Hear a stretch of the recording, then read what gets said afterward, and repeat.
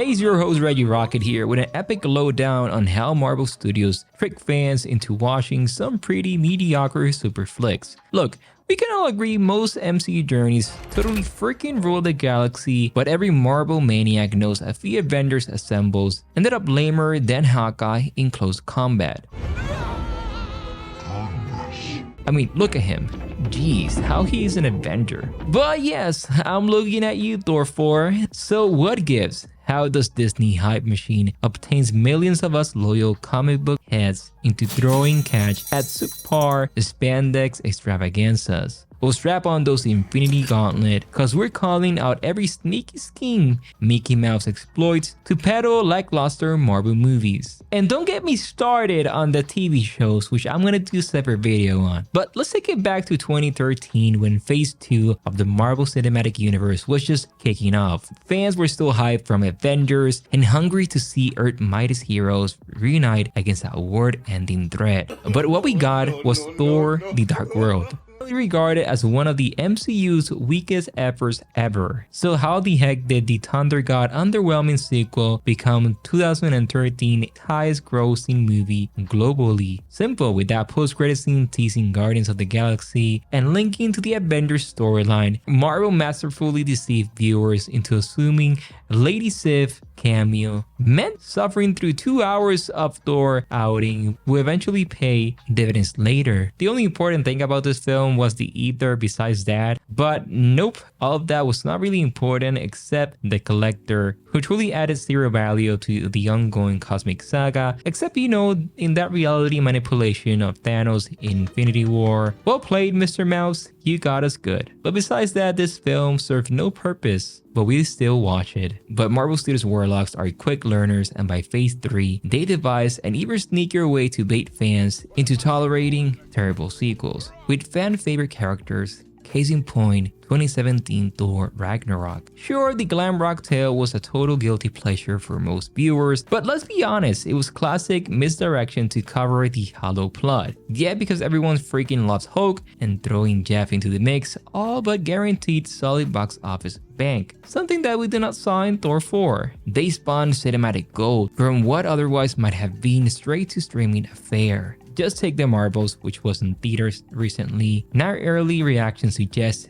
it brings up pretty pedestrian stories for Brie Larson's Captain Marvel and a man Miss Marvel without much combination. But was it only when we went to watch this movie the post-credit scene, which is the only thing that we was discussed about this movie? Because for 30 seconds they created the dream of Beast from the X-Men joining the film and MCU storyline. Instantly, everyone exploded with theories, and just like that, Kevin Feige and co. have die-hard Marvelists. For a Moonday movie, they're normally passed on only for that post-credit scene. And hey, teasing the Young Avengers, which we have known for how many years now? So you see what I mean? They know we're so obsessed with continuity and connecting story dots across a dozen properties. We literally cannot resist chasing even faint hints certain characters or even events might prove importance down the line. Is FOMO. Dial up to 11. Even if it means subjecting ourselves to C-grade creative efforts. Because in my opinion, the Marvels is a D effort, but I'm not going to discuss that. So well executed again, Marvel mischief makers. You understand our instincts, you understand our desires, and you compensate for average quality offerings. Slow clap for exploding fandom psychology so nicely. But all of those previous movies non-parallel how Ant-Man and the Wasp Quantumania leverage loyalists' future scanning obsession to glow over a failed plot. Now, we can all agree Paul Rudd, charisma,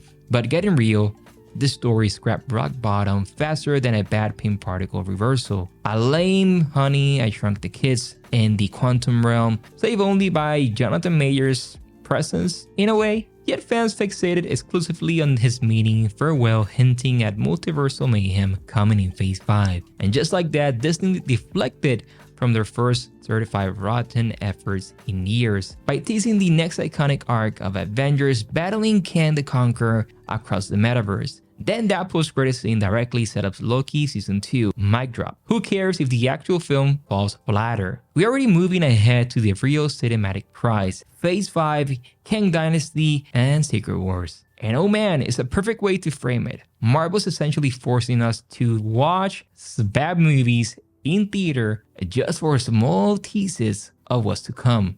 And this is how I see it. They want us to eat some nasty sour candy installments before eventually getting that sweet payoff that makes it all go down easier. We keep eating all those mediocre sequels or prequels like Thor 4 that left a bad taste in my mouth. Ant-Man 3 was tough to swallow. The Marvel was just sour, but we eat them anyway, hoping it will make that future Avengers 5 or X-Men or Avengers cinematic meal all the sweeter.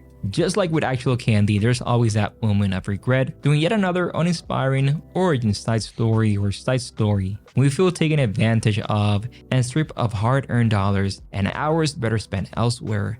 But we convince ourselves it will be worth it for that mega-sized blockbuster sugar rush still years away. This last few MCU phases have absolutely delivered some layering sour lemon flavor installments. That is until Feige's feed us sweet chocolate cake in the form of this long-teased multiverse saga climax. Don't believe me, this is something that we saw in Loki season 2, but Marvel got our number, effortlessly redirecting our disappointment over current finished products into excitement for future multiverse-spanning events. The X-Men, the Mutants, Fantastic Four, the multiverse. Admit it, we gladly sit through any size runtime if it strings together into sensational cross-continuity payoff. Touche Marvel. By constantly filling our persistent desire for long-form storytelling, you sidestep individual title quality control, knowing we will be coming back. This is how I see it. It's like we're in a bad relationship with Marvel Studios at this point. They've broken our hearts and shaken our fate in their filmmaking expertise time and time again this past few phases and movies. Yet like the desperate partner saying they will change this time, we keep crawling back insisting, okay, but the next one can possibly be as bad as Thor 4, right? Only to end up crestfallen when the equally lame Ant-Man and the Wasp sequel drops.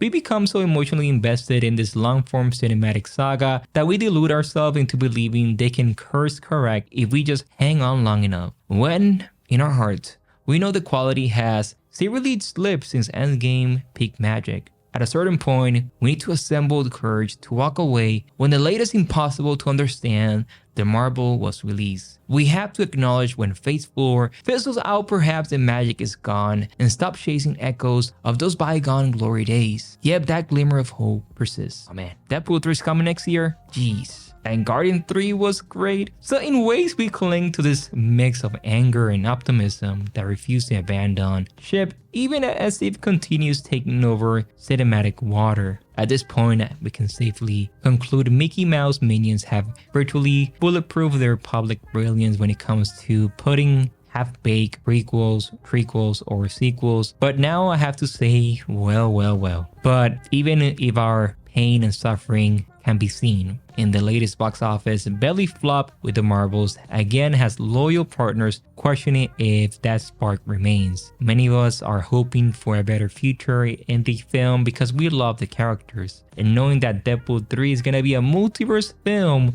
we all have hope. We all want this film to be great. We all want this film to make us excited for the future of the Marvel Cinematic Universe, looking forward into the multiverse. But giving us film like Ant-Man and the Marvels just to make us excited for something that was not great is not the right way. They need to fix this, because this is how they trick us. They know that we love the characters so much. They know that we love the stories. So hey, is it time for some trial separation for Marvel Studios to regain our self-respect, watching movies that really matter, spending our money elsewhere? Or shall we persist until Feige remembers how to spice up things? Let me know in the comments. My name is Christian from Beyond Premiere, and I will see you in the next one.